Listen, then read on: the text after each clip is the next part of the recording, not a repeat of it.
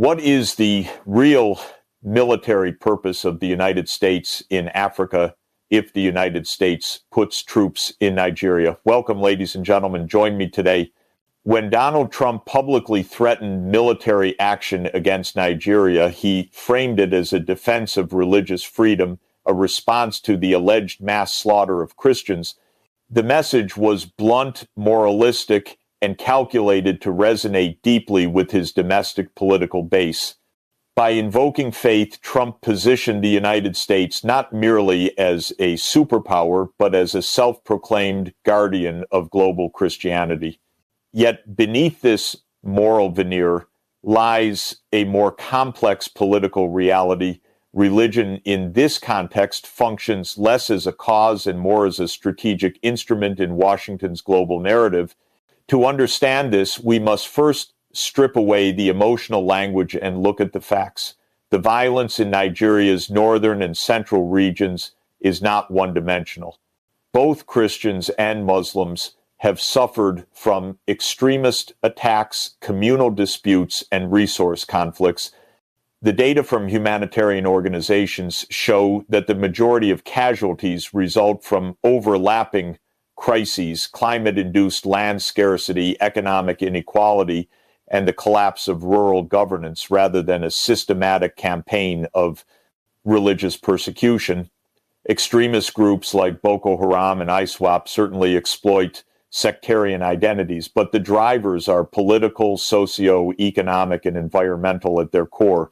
Why then did Trump emphasize religious freedom above all else? The answer lies in the political potency of that phrase inside the United States.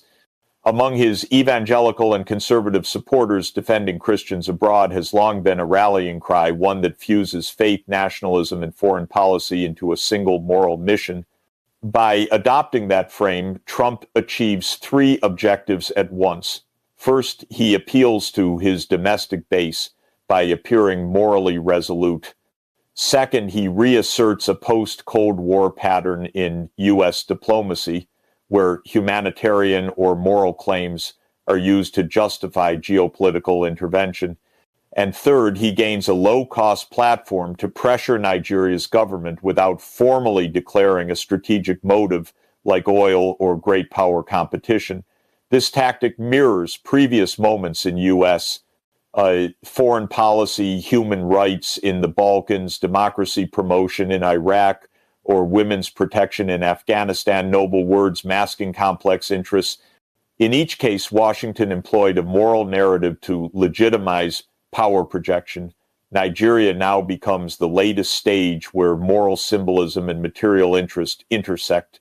The religious framing allows Trump to mobilize support and shape global opinion while avoiding the appearance of economic opportunism. However, Nigeria's own government and civil society have pushed back strongly. Officials in Abuja reject the portrayal of systematic Christian persecution, calling it an oversimplification that ignores the multi-ethnic and multi-religious realities of Nigerian society. They view the U.S. country of particular concern designation as inaccurate and damaging, implying that Washington is weaponizing faith for leverage. From Nigeria's perspective, what the country needs is counterterrorism support and economic partnership, not foreign threats of intervention under moral pretenses. In this light, Trump's rhetoric exposes a larger truth about American diplomacy in Africa. Moral justifications often conceal strategic anxieties. The talk of protecting Christians is at its core a political device, one that transforms complex internal conflicts into a simplified story of good and evil, allowing Washington to act as the arbiter of virtue while pursuing deeper strategic aims. The language of freedom may be righteous, but the logic behind it is profoundly geopolitical.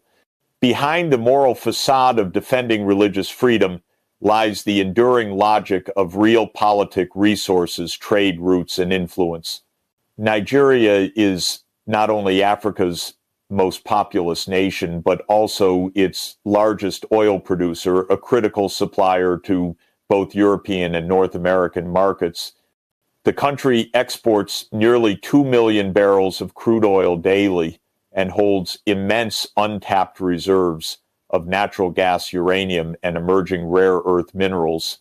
In Washington's strategic calculus, the stability and allegiance of Nigeria is central to the entire architecture of U.S. interests in West Africa. Trump's rhetorical threats of a fast, vicious, and sweet strike must therefore be understood as a geoeconomic message as much as a military one. The oil calculus, energy dominance, and the illusion of moral war. For decades, the United States foreign policy toward Africa's energy corridor, stretching from the Gulf of Guinea to Angola, has combined moral justification with material self-interest. In public, Washington speaks the language of democracy, transparency, and freedom. In practice, it seeks to secure supply chains and prevent rival powers from dominating production and maritime transit. Nigeria's Bonny and Brass terminals are gateways for global shipping lanes, and disruptions could reverberate through global energy markets.